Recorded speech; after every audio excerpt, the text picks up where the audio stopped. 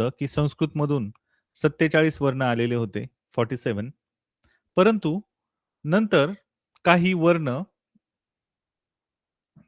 आपल्याला ॲड करावे लागले, झालेत.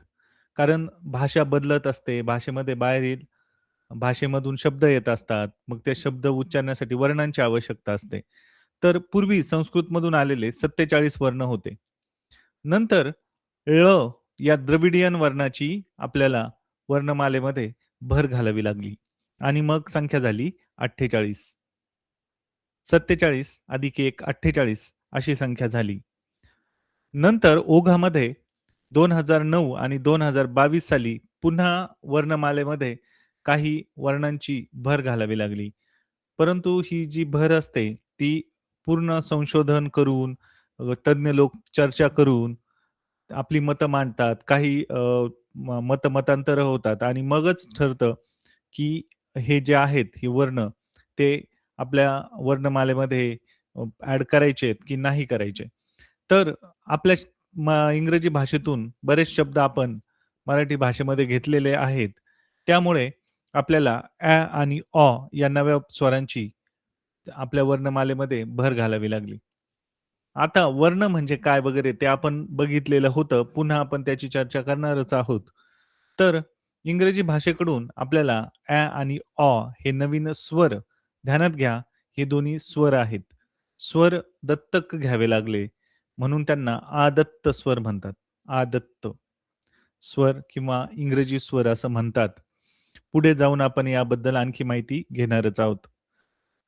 त्यानंतर क्ष आणि ज्ञ हे देखील वर्ण आपल्याला वर्णमालेमध्ये समाविष्ट करावे लागले. आता आपण बघितलेलं आहे, की क्ष आणि ज्ञ हे संयुक्त वर्ण आहेत. व्यंजन आहेत, संयुक्त व्यंजन आहेत किंवा आपण त्यांना जोडाक्षर सुद्धा म्हणतो. तर यांची सुद्धा आपल्याला भर घालावी लागली. अशा 2 सुधारणा झाल्या आणि पूर्ण मराठी वर्णमालेतील वर्णांची संख्या 52 झाली. वर्णमालेमध्ये आता जे 52 वर्ण आहेत, त्यांची रचना कशाप्रमाणे आहे?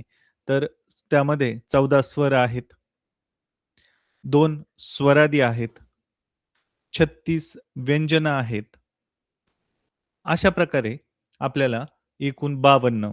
आता 36 आणि 2 38, 38 आणि 4 42 आणि 10 52 अशा प्रकारे मूळ वर्गीकरण केलेलं आहे. स्वर 14, स्वरादी 2 आणि स्वरांत किंवा व्यंजन 36. आता व्यंजनांना स्वरांत का म्हणतात हे आपण पुढे जाऊन पाहणारच आहोत. मग या स्वराचे परत 4 प्रकारामध्ये वर्गीकरण केलं जातं. ऱ्हस्व स्वर, दीर्घ स्वर, संयुक्त स्वर आणि नवे आदत्त स्वर. यांच्याविषयी पुढे आपल्याला आणखी खोलवर जाऊन माहिती बघायची आहे. स्वर जे 14 होते, त्यांचे कसे प्रकार पडतात, ते आपण आता व्यवस्थित बघूयात. तर ऱ्हस्व स्वर, दीर्घ स्वर, संयुक्त स्वर आणि नवे स्वर. आता ऱ्हस्व स्वरामध्ये कोणकोणते येतात? तर त्यामध्ये येतं ई. आता हा आहे ना, तो ऱ्हस्व त्याचा उच्चार केला जातो किंवा आखूड उच्चार होतो, थोडा उच्चार होतो, लांबट उच्चार होत नाही. ई हा ऱ्हस्व ई आहे. उ हा ऱ्हस्व उ आहे. ऋ, ऋषीचा ऋ आणि ऋ, क्लृप्तीचा ऋ. आता यापासून कोणकोणते शब्द तयार होतात ते आपण पुढे जाऊन बघणारच आहोत.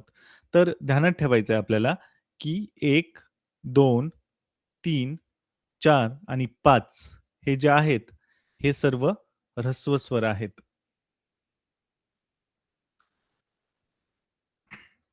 पुढे दीर्घ स्वर.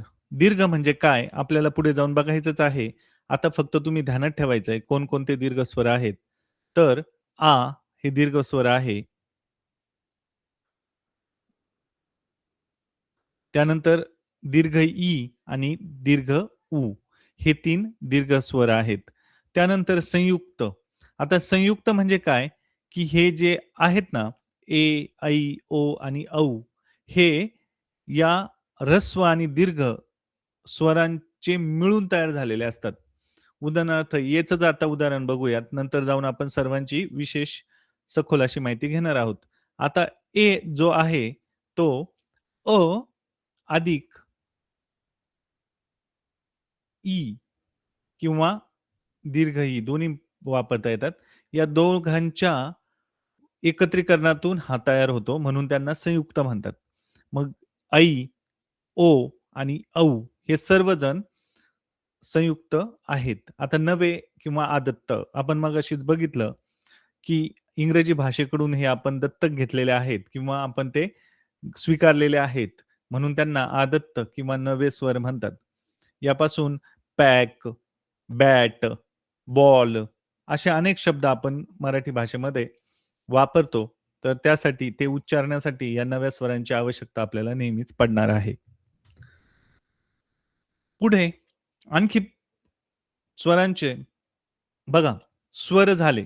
स्वरांचं आपण सर्वांचं वर्गीकरण बघितलं. तर किती किती स्वर आहेत? 14. 14 पण आपण प्रकार बघितले. बघा हे 5, हे 3 8, हे 4 12 आणि हे 2 14. हे 14च्या 14चं वर्गीकरण बघितलं. आता आपल्याला बघायचंय व्यंजनांचं वर्गीकरण. व्यंजने 36 आहेत. ते कुठून सुरू होतात? क पासून सुरू होतात आणि ते क्ष, ज्ञ सोडून उरलेले सर्व व्यंजन आहेत किंवा स्वरांत आहेत. अशी ती 36 आहेत. आता 14 स्वर, 36 अशा पद्धतीने हे झाले 50. आता फक्त 2 राहतात. मग ते 2 कोणते? ते आपल्याला माहीत आहेत. ते आहेत संयुक्त व्यंजनं किंवा जोडाक्षर. त्यांना कधी जोडाक्षर म्हणायचं आणि कधी संयुक्त व्यंजन म्हणायचं त्याबद्दल आपण बघूयात, माहिती घेणार आहोत. तर यांचे ना जे स्वरांत किंवा व्यंजने आहेत त्यांचे 2 मुख्य प्रकार पडतात. व्यंजने आणि स्वरांत त्यांचे 2 मुख्य प्रकार पडतात. पण यांना स्वरांत का म्हणतात? तर आपण बघितलं की व्यंजन जे आहे ते पाय मोडून लिहितात किंवा हलंत म्हणतात त्याला, पाय मोडणं. त्यामध्ये स्वर मिसळल्याशिवाय त्याचा उच्चार करणं शक्य होत नाही. मग स्वर अंत, ज्याचा अंत स्वराने होतो, ते स्वरांत. म्हणून त्याला स्वरांत म्हणतात व्यंजनांना. मग त्यांचे 2 प्रकार पडतात. एक वर्गीय व्यंजनं, दुसरं अवर्गीय व्यंजनं. आपल्याला हे ध्यानात ठेवावं लागणार आहे. त्याचं कारण असं, की पुढे जाऊन आपल्याला वर्गीय व्यंजन म्हणजे काय? अवर्गीय ते तर कळणारच आहे. परंतु याचा नंतर आणखीन उपप्रकारामध्ये यांचा उपयोग होणार आहे. तर आता स्पर्श व्यंजनं कोणकोणती असतात? वर्गीय व्यंजनं आणि स्पर्श व्यंजनं एकच आणि अवर्गीय व्यंजनं वेगळी. आता स्पर्श व्यंजनं का कशाला म्हणायचं? ते आपल्याला पुढे कळणारच आहे. आता फक्त ध्यानात ठेवा, की व्यंजनांचे 2 मुख्य प्रकार वर्गीय व्यंजनं, अवर्गीय व्यंजनं. वर्गीय व्यंजनाचे पुन्हा प्रकार कठोर किंवा अघोष, मृदू किंवा घोष आणि अनुनासिके. अनुनासिके म्हणजे काय? पंचम म्हणतात त्याला. पंचम वर्ण म्हणतात शेवटचा. तर त्याविषयी पण आपल्याला माहिती घ्यायचीच आहे. आता अवर्गीय व्यंजनं म्हणजे जे स्पर्श व्यंजनं आहेत, ते सोडून उरलेले सर्व अवर्गीयमध्ये येतात. त्यांचं वर्गीकरण करता येत नाही. त्यांना अवर्गीय म्हणतात. मग त्यामध्ये येतात अर्धस्वर, उष्मे किंवा घर्षके, महाप्राण, स्वतंत्र व्यंजनं आणि विशेष संयुक्त व्यंजनं. आता यांच्याविषयी डिटेल आपण पुढे बघणार आहोत. आता वर्गीय व्यंजनाविषयी आपण मगाशी बोललो होतो. तर तुम्हाला मी वर्णमाला लिहायला सांगितली होती, की क, च, ट, त, प असे 5 गट असतात त्याचे मुख्य. यांच्या 5 गटात त्यांचं वर्गीकरण केलं जातं. म्हणून त्यांना वर्गीय व्यंजनं म्हणतात. क वर्ग, च वर्ग, ट वर्ग, त वर्ग, प वर्ग. आता क वर्ग का केलंय? कारण त्याचा उच्चार आहे ना, तो एकाच स्थानातून होतो. च चा च वर्गातल्या सर्वांचा उच्चार एकाच स्थानातून होतो. ट वर्गाचा उच्चार एकाच स्थानातून होतो. त वर्गाचंही तसंच आहे आणि प वर्गाचंही तसंच आहे. आपण बघितलं होतं, की क वर्ग जी व्यंजनं आहेत सर्व, त्यांचा उच्चार कुठून होतो? कंठातून होतो. सर्वांचा उच्चार कंठातून होतो. म्हणून त्यांना कंठ म्हणतात. आपण याविषयी पण पुढल्या टॉपिकमध्ये आता या टॉपिकमध्ये आपण फक्त वर्ण, वर्णमाला आणि स्वर, व्यंजन यांच्याविषयीच बोलणार आहोत. पुढे जाऊन आपल्याला त्यांच्याविषयी कुठून उच्चार होतो, तोंडातल्या कोणत्या भागातून त्याचा उच्चार होतो, ते आपण एकदम सखोल बघणारच आहोत. परंतु आता एक ध्यानात ठेवा फक्त, च्या रांगेतील क, ख, ग, घ, ङ या सर्वांचा उच्चार कंठातून होतो. म्हणून त्यांना एका सेपरेट कॅटेगरीमध्ये टाकलेलं आहे. आता हे वर्गातले जे आहेत च, छ, ज, छ, ज आणि ज दोन्हींचे उच्चार सारखेच असतात. त्याविषयी पण नंतर आपल्याला पाहायचं पण तुम्ही ज म्हणा नाही तर ज म्हणा. झ आणि य यांचा उच्चार एकाच ठिकाणाहून होतो. कुठून होतो? च, छ, ज सगळे टाळूपासून होतो. म्हणून यांना तालव्य म्हणतात. त्यानंतर ट वर्ग यांचा ट, ठ, ड, ढ, ण हे सर्व जे आहेत ते मूर्धन्य आहेत. आता मूर्ध हा कोणता भाग असतो? तर तो असतो कठोर टाळू आणि आपला मृदू टाळू यामधला भाग. तर मृदू टाळू कुठे असते? तर ती असते स्वरयंत्राच्या बाजूला, पडजिभीच्या बाजूला आणि कठोर टाळू दातांच्या जवळ असते. त्यांच्या मधोमध त्याचा स्पर्श होतो जिभेचा आणि यांचा उच्चार होतो म्हणून यांना मूर्धन्य म्हणतात. ट, ठ, ड, ढ, ण आणि पुढे त, थ, द, ध, न यांचा सर्वांचा उच्चार दंत्य आहे. दातांना उच्चारून होतो. म्हणून यांना एका विशिष्ट वर्गामध्ये ठेवलेला आहे आणि प, फ, ब, भ, म यांचा सर्वांचा उच्चार औष्ठ्य होतो. ओठांना एकमेकाला स्पर्श होऊन होतो. म्हणून हे एका वेगळ्या गटामध्ये ठेवलेत आणि सगळ्यात महत्त्वाचं या सर्व व्यंजनांचा उच्चार करताना एकतर फुफ्फुसातली हवा बाहेर सोडली जाते. तिचा दाताचा स्पर्श होतो. टाळूला, जिभेला, इतर सर्व अवयवांना कुठल्या ना कुठल्या अवयवाला स्पर्श केला जातो. म्हणून त्यांना स्पर्श व्यंजन म्हणतात. पण कठोर आणि मृदू काय? त्याविषयी आपल्याला पुढे माहिती घ्यायची आहे. आपण आता ती बघूयात, की कठोर म्हणजे काय? मृदू म्हणजे काय? आणि अनुनासिक म्हणजे काय? तर अवर्गीय व्यंजनांविषयी अगोदर बघूयात. वर्गीय म्हणजे ज्यांचं वर्गीकरण केलं जात नाही. तर आपण काल बघितलं होतं य, र, ल, व हे अर्धस्वर आहेत. अर्धस्वर आहेत. त्यांना अंतस्थ पण म्हणतात. त्यानंतर श आणि स हे घर्षक आहेत किंवा उष्म आहेत. उष्मे म्हणतात किंवा घर्षके म्हणतात. याचं कारण असं, की यांचा उच्चार करताना हवा ही जोरात सोडली जाते. म्हणजेच कॉम्प्रेस करून पुढे पाठवली जाते. म्हणजेच घर्षण होतं आणि घर्षण झालं की उष्णता निर्माण होते. आता तुम्हाला जाणवत नसेल ती उष्णता, परंतु ती उष्णता थोडीफार हवेचं तापमान वाढतंच. कारण आपण सायकलमध्ये हवा भरताना तुम्ही बघितलं असेल, की जो पंप असतो, त्याची पुढचं टोक गरम होत असतं. म्हणजे जिथे हवा कॉम्प्रेस होऊन पुढे जाते, तिथे टेम्परेचर वाढतच असतं. मग इथे पण होत असेल, परंतु ते तुम्हाला फक्त जाणवत नाही. त्यानंतर महाप्राण. महाप्राण यामध्ये ह अक्षर आहे आणि श, श आणि स ही पण आहेत आणि घर्षकांमध्ये ह पण आहे. म्हणजे घर्षकांमध्ये महा आणि महाप्राणांमध्ये हे 4ही अक्षरं येतात. ध्यानात ठेवायचं. हचा उच्चार महाप्राण का बरं म्हणायचं? तर त्याचं कारण आहे, की त्यासाठी फुफ्फुसातली हवा पूर्ण बाहेर सोडवावी लागते. श्वास सोडावा लागतो. म्हणून त्यांना महाप्राण म्हटलं जातं. आणि स्वतंत्र ळ येतो. आपल्याला माहिती आहे हा द्रविडियन भाषांमधून आलेला आहे. म्हणून हा स्वतंत्र वर्ण आहे. त्याचा इतर वर्णामध्ये समाविष्ट होत नाही. आणि हा संस्कृतमधून आलेला नाहीये. संस्कृतमध्ये ळ नाहीच आहे. उत्तर भारतीयांच्या भाषांमध्ये पण ळ हा वर्ण नाहीच आहे. तो फक्त महाराष्ट्रात साऊथकडून आलाय आणि साऊथच्या सर्व भाषांमध्ये तो आहे. मग कोणकोणत्या साऊथच्या भाषा? कानडी म्हणजे कन्नड, मल्याळम, तमिळ आणि तेलुगू.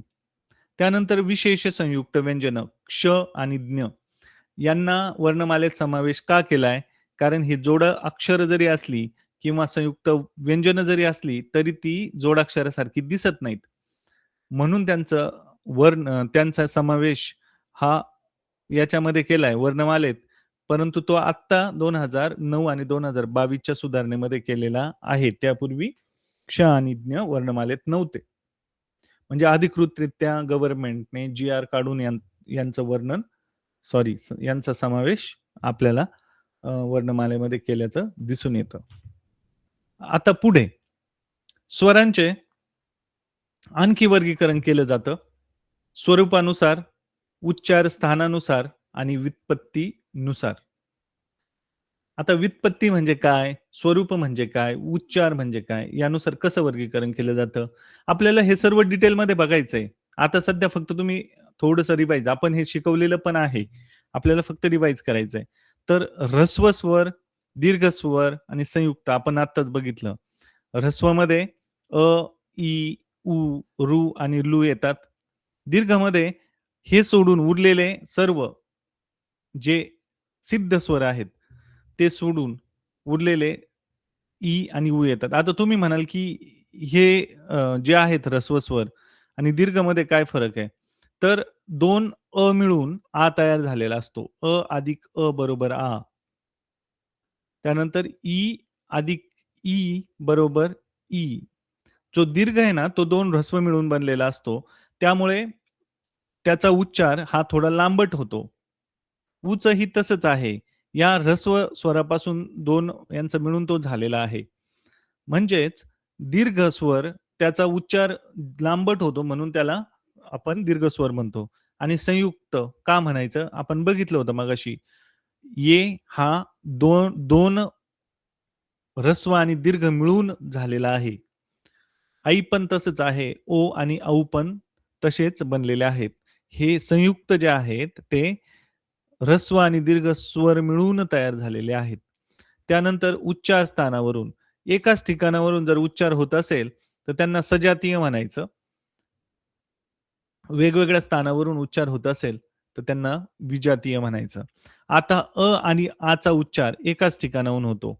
बघा बरं, मी तुम्हाला 4 प्रकार सांगितले होते. कोणतं? कंठ, तालव्य, दंत, दंत्य, औष्ठ्य. अ, आ हे कोणत्या प्रकारात येतात?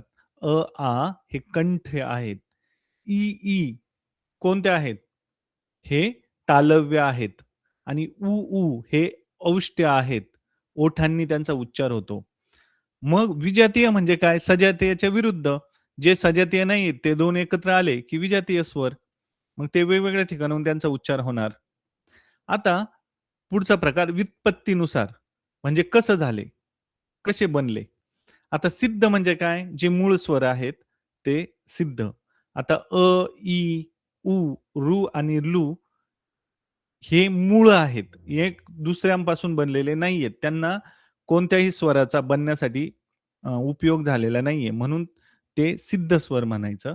साधित म्हणजे जे सिद्ध स्वरापासून बनलेत ते साधित. मी मगाशी सांगितलं होतं. आ कसा बनलाय? 2 अ एकत्रीकरणाने, ई 2 ऱ्हस्व ईच्या एकत्रीकरणाने, उ 2 ऱ्हस्व ऊच्या एकत्रीकरणाने बनलाय. ये कसा बनलाय ते पण सांगितलं. हे तर संयुक्त स्वर आहेत. बरोबर की नाही? संयुक्त ते तर 2 एकमच्या कॉम्बिनेशननीच बनलेत आणि आदत्त म्हणजे बाहेरून आयात केलेले किंवा दत्तक घेतलेले. इंग्रजीतून आपण ते घेतले त्यांना इंग्रजी स्वर पण म्हणतात. आता पुढे आपल्याला डिटेलमध्ये सर्व गोष्टी बघायच्या आहेत. वर्ण म्हणजे काय? शब्द म्हणजे काय? वाक्य म्हणजे काय? सर्व काही गोष्टी आणि त्यानंतर हे जे बघितलं आता आपण, त्यांची पण मूळ खोलात जाऊन रिव्हिजन करायची आहे. तर वर्ण, वर्ण म्हणजे काय? आपल्या मुखातून निघणारे मूलध्वनी म्हणजे वर्ण.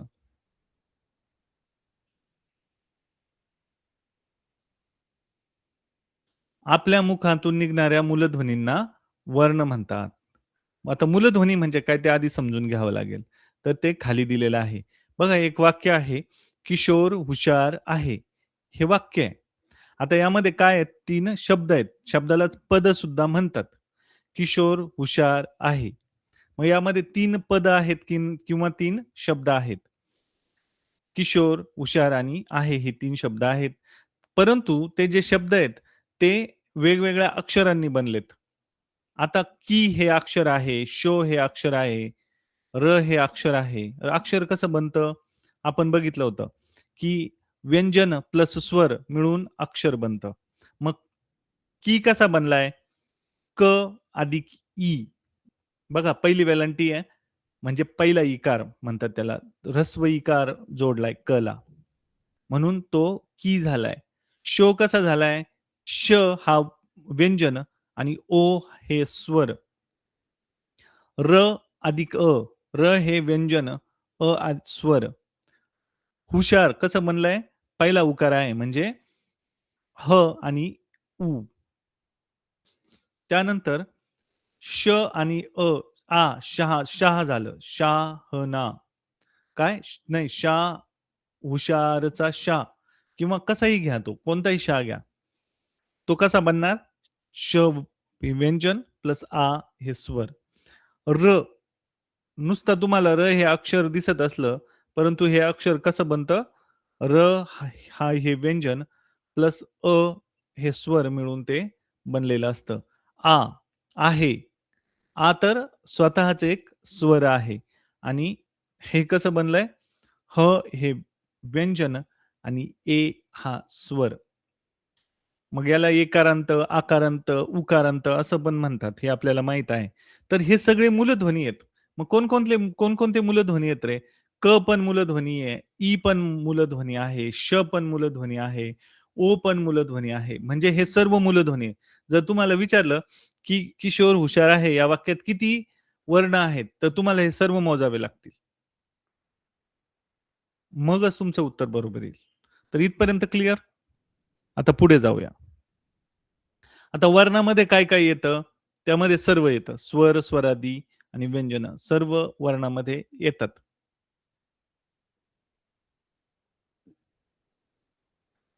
वर्ण म्हणजे काय? स्वर म्हणजे काय?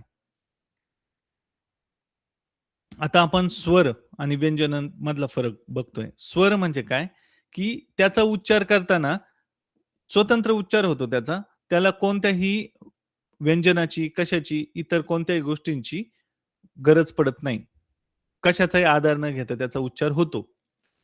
म्हणून त्याला स्वर म्हणतात आणि स्वर म्हणजे सर्वात महत्त्वाचं म्हणजे त्याला उच्चार करताना कोणत्या अवयवाला स्पर्श सुद्धा करावा लागत नाही. म्हणजे त्यातून सरळ तो कंठातून येतो. म्हणून त्यांना म्हणतात. आता तुम्ही म्हणाल, की "सर तुम्ही मग आम्हाला तालव्य वगैरे ते प्रकार का सांगितले स्वरांचे?" तर ते डायरेक्टली तालव्य नाही आहेत, पण त्यांच्या सारख्या आहेत. त्या गटात येतात ते. जिभेचा पूर्ण स्पर्श होत नाही, पण जीभ त्या बाजूला जाते. बघा ओठांचा स्पर्श होत नाही. ऊचा उच्चार करताना. परंतु त्या पद्धतीने ते आपली क्रिया होते. स्वर हा जो शब्द आहे, तो श्रू या धातूपासून बनलेला आहे. तर संस्कृतमध्ये किंवा आपल्या मराठीमध्ये धातू कशाला म्हणतात? तर ज्या शब्दापासून क्रियापद बनलेलं असतं, त्याचा मूळ जो शब्द असतो, मूळ त्याला धातू म्हणतात. हे नंतर तुम्हाला कळेलच आपण जेव्हा पुढे जाऊ तसं. धातू म्हणजे काय? पण ध्यानात ठेवा स्वर हा शब्द श्रू या धातूपासून बनलेला आहे. श्रूचा अर्थ होतो उच्चार करणं. म्हणजे स्वर हे पूर्ण उच्चाराचे आहेत. मग त्यांना अक्षरच म्हटलंय डायरेक्टली. ध्यानात घ्या इथून पुढे, की स्वर हे अक्षर असतात. त्यांना व्यंजनासारखं कशाची मदत घ्यावी लागत नाही. म्हणून स्वर हे पूर्ण अक्षर असतात. पूर्ण उच्चाराचे अक्षर असतात. त्यांना इतर कशाचीही गरज पडत नाही. ध्यानात घ्यायचं आणि सर्वात महत्त्वाचं एक ध्यानात ठेवायचं, की स्वर सुद्धा वर्णच आहेत. तर वर्ण म्हणजे काय? तर वर्णाचा अर्थ होतो, की उच्चार लगेच जातो तो स्वर आणि जो लिहिला जातो तो वर्ण. आता वर्ण म्हणजे काय? रंग. मग हे जे स्वर आहेत, हे आपण उच्चारल्यावर हवेमध्ये विरून जातात, काही क्षणामध्ये नष्ट होतात. परंतु तेच जर रंगाने कशावरती लिहिले, वही, पेन, दगड, झाड कशावरही लिहा, तर ते चिरकाल राहतात. म्हणजे चिरकाल म्हणजे काय अनंत काळ नव्हे, पण बऱ्याच कालावधीपर्यंत ते राहतात. म्हणून त्यांना म्हणतात वर्ण. रंगाने लिहितो ना, म्हणून त्याला वर्ण म्हणतात. आणि अक्षर म्हणजे काय? जे क्षर पावत नाही किंवा जे नष्ट होत नाही म्हणजे अक्षर. आता अक्षर म्हणजे हे पण अक्षरच आहे आणि ग हे पण अक्षरच आहे. परंतु ग हे जे व्यंजन आहे त्यामध्ये जेव्हा स्वर मिळतो, तेव्हाच त्याचं ग हे अक्षर होतं. म्हणजेच स्वर मिसळल्याशिवाय कोणत्याही व्यंजनाचा उच्चार करता येत नाही. म्हणून तो स्वतंत्र उच्चाराचा नसतो. म्हणून स्वर आणि व्यंजनामध्ये तो फरक आहे, की स्वर हा स्वतंत्र उच्चाराचा असतो. व्यंजन स्वतंत्र उच्चाराचं नसतं. स्वराला कोणाचीही मदत घ्यावी लागत नाही उच्चारासाठी, परंतु व्यंजनाला घ्यावी लागते. स्वर सघोष असतात. म्हणजे नादमय असतात, नाद करतात, आवाज करतात. त्यांचा सर्वांचा मृदू वर्णामध्ये समावेश केला जातो आणि ते प्रवाही असतात. स्वरांचा जेव्हा आपण उच्चार करतो, तेव्हा आपलं तोंड उघडं असतं आणि पसरट असतं. म्हणून त्याला विवृत्त असं म्हणतात. विवृत्त. आणखी संस्कृतमध्ये स्वरांना अच सुद्धा म्हटलं जातं. आता आपण स्वरांमध्ये रू आणि लू हे बघितलेले आहेत, परंतु ते होते ऱ्हस्व. दीर्घ रू आणि दीर्घ लू हे आपण मराठीने ते स्वीकारलेले नाहीत आणि ते कसे लिहितात? तर दीर्घ रू असं लिहितात. इकडून खालून त्याला ऋकार देतात आणि जो ल आहे त्याला पुन्हा ऋकार देतात. दोनदा देतात. तर हे जे 2 आहेत ना, दीर्घ रू आणि दीर्घ लू हे दोघेही आपण मराठीने स्वीकारलेले नाही. आपण ऱ्हस्व रू आणि ह्रस्व लू वापरतो. दीर्घ वापरत नाही. ते फक्त संस्कृतमध्ये वापरले जातात. ध्यानात ठेवायचं. आता स्वरांचं वर्गीकरण डिटेलमध्ये बघायचं आहे आपल्याला. स्वरूपावरून, उच्चारावरून आणि व्युत्पत्तीनुसार कसं होतं, ते आपल्याला सखोल बघायचंय, खोलवर जाऊन बघायचंय. सर्वप्रथम स्वरूपावरून. स्वरूपावरून 3 प्रकार पडतात त्याचे ऱ्हस्व, दीर्घ आणि संयुक्त. आपल्याला आत्तापर्यंत कळलंय ऱ्हस्व कोणकोणते आहेत, दीर्घ कोणकोणते आहेत आणि संयुक्त कोणकोणते आहेत. आठवून बघा बरं जरा. मग आपल्याला पुढे बघायचंच आहे. आता सध्या तुमच्या डोक्याला थोडा त्रास द्या आणि बघा जरा. ऱ्हस्व स्वर अ,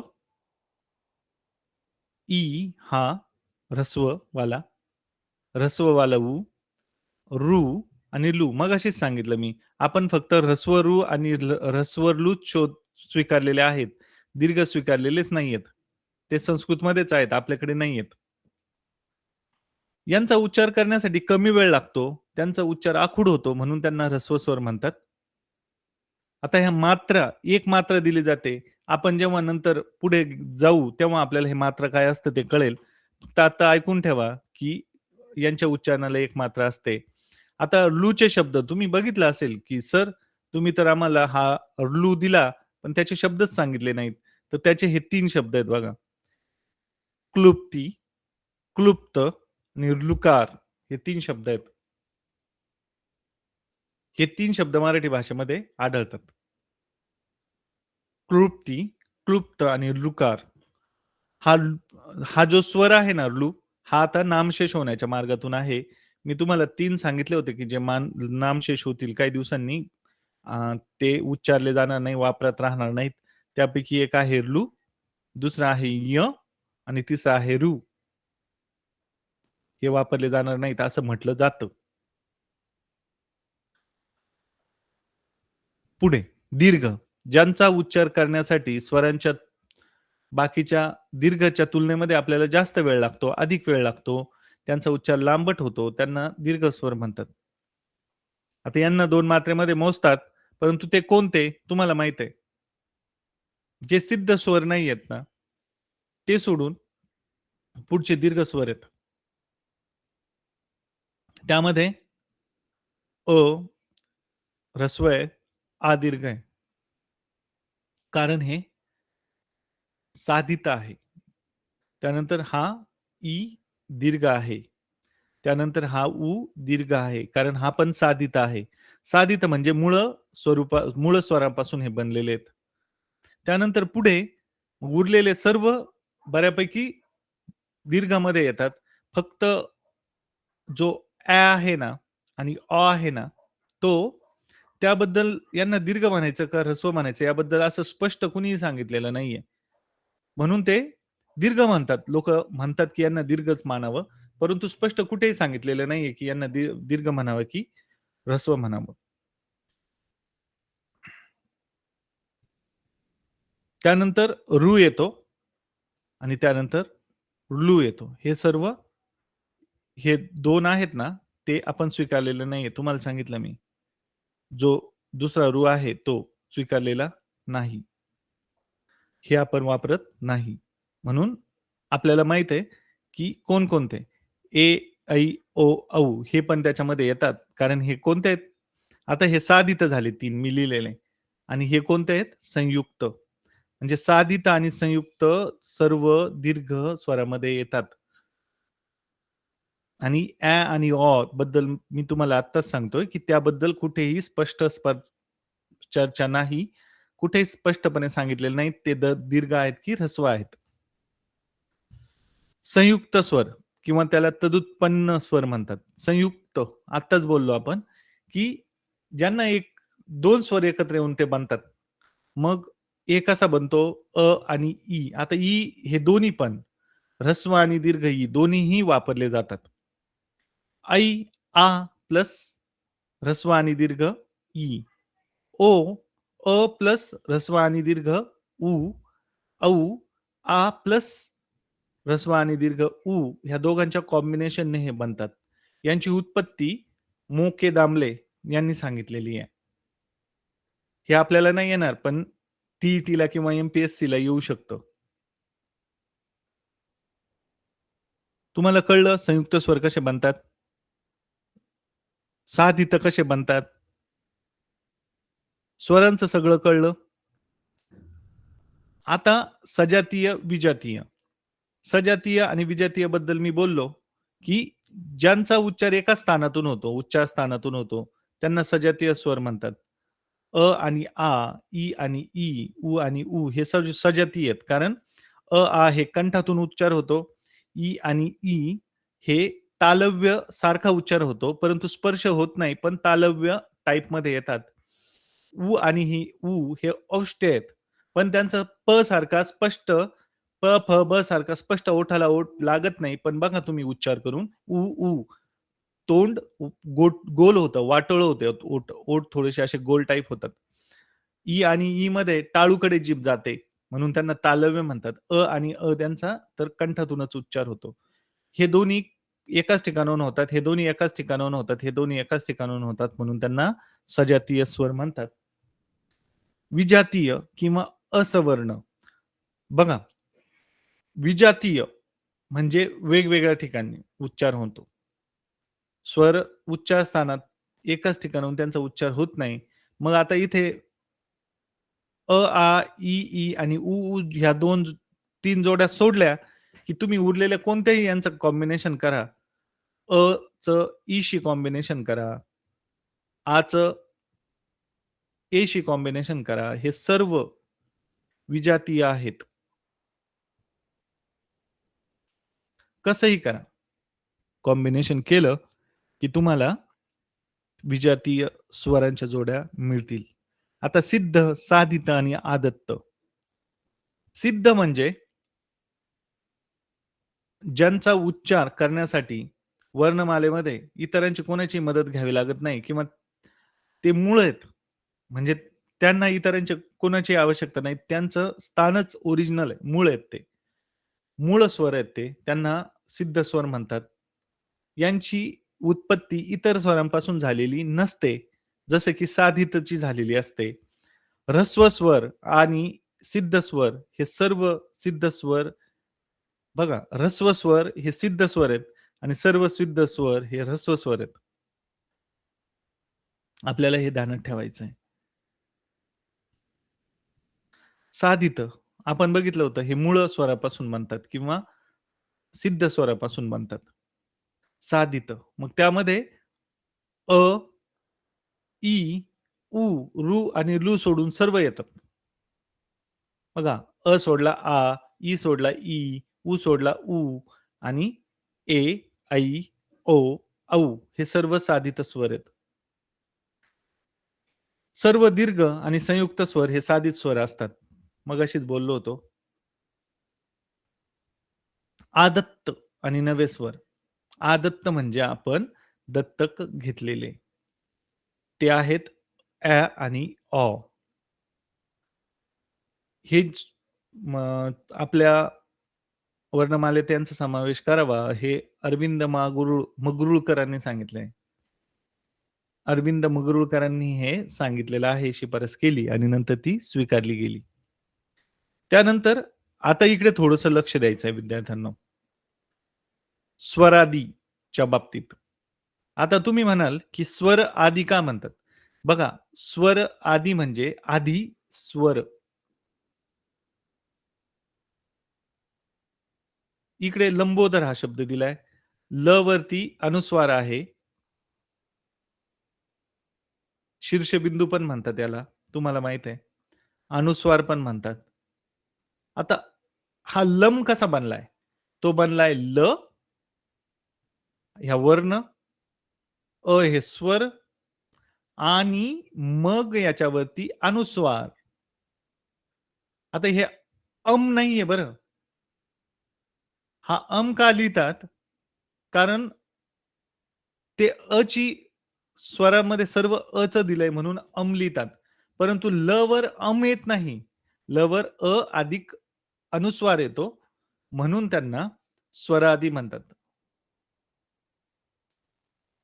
आपण बघितलंय ना, ल आणि मग पंचमाक्षर येतं.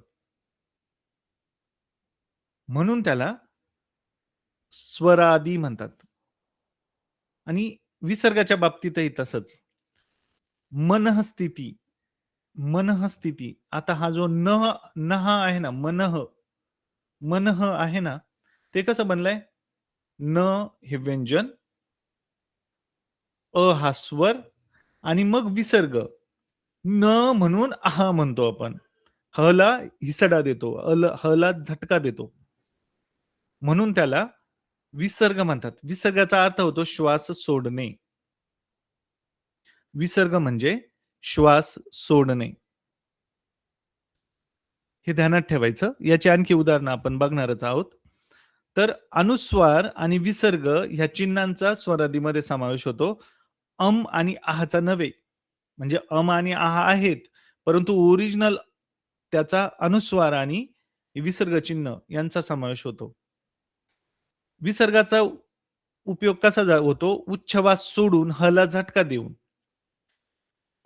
असा होतो ना? कहा. बघा, कहा होतो. श्वास सोडून ला झटका देऊन होतो.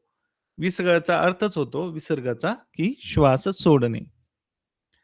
अनुस्वाराचं काय बघायचंय आता आपल्याला. अनुस्वार म्हणजे काय? अनु, अणूचा अर्थ होतो नंतर. अणूचा अर्थ होतो नंतर.